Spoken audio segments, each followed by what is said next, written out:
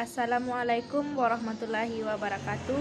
Perkenalkan, nama saya Yuniati, NIM 2100232, Prodi Administrasi Pendidikan. Baiklah, saya akan menjelaskan materi minggu kedua, yaitu prinsip kewirausahaan. Definisi wirausaha, etimologi. Kata wirausaha berasal dari kata wira dan usaha. Wira berarti pejuang, pahlawan, manusia unggul, teladan, berbudi luhur, gagah, berani, dan berwatak agung. Kata wira juga digunakan dalam kata perwira. Sedangkan usaha berarti perbuatan untuk mencapai sebuah tujuan.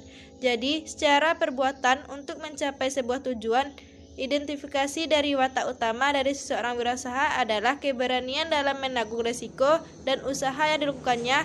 Istilah wirausaha juga sering disebut dengan entrepreneur, yang disadur dari bahasa Prancis, entreprendre, berarti orang bertanggung jawab. Mindset berwirausaha. Mindset adalah kepercayaan yang memengaruhi sikap seseorang, sekumpulan kepercayaan atau suatu cara berpikir yang menentukan perilaku dan pandangan, sikap, dan masa depan seseorang. Sikap mental tersebut menentukan respon dan pemaknaan terhadap situasi. Benny LO 2014. Dengan demikian, mindset adalah belief atau kepercayaan atau sekumpulan kepercayaan atau cara berpikir yang memengaruhi perilaku dan sikap seseorang yang nantinya akan menentukan level keberhasilan hidupnya. Penyebab kegagalan dalam berwirausaha. Yang pertama, tidak kompeten dalam manajerial. Yang kedua, kurang berpengalaman. Yang ketiga, kurang dapat mengendalikan keuangan. Yang keempat, gagal dalam perencanaan. Perencanaan merupakan titik awal dari suatu kegiatan. Sekali gagal dalam melakukan perencanaan, maka akan mengalami kesulitan dalam pelaksanaan. Keuntungan berwirausaha. 1. Imbalan berupa laba. Yang kedua, imbalan berupa kebebasan. Yang ketiga, imbalan berupa kebebasan menjalani hidup. Adapun kerugian berwirausaha.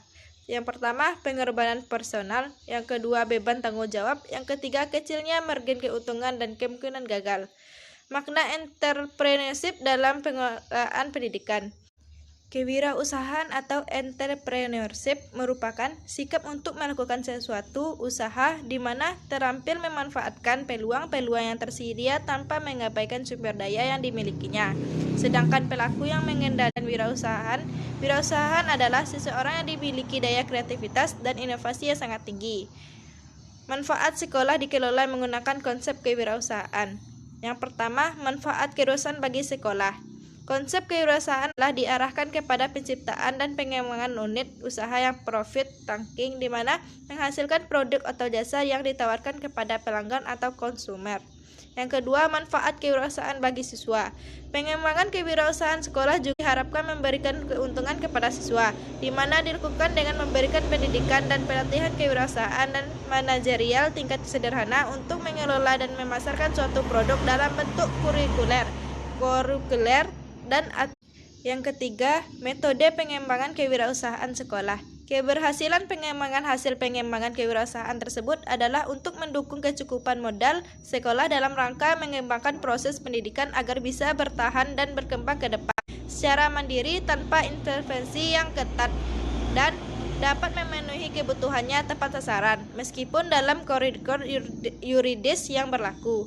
Yang keempat, monitoring dan evaluasi kewirausahaan sekolah.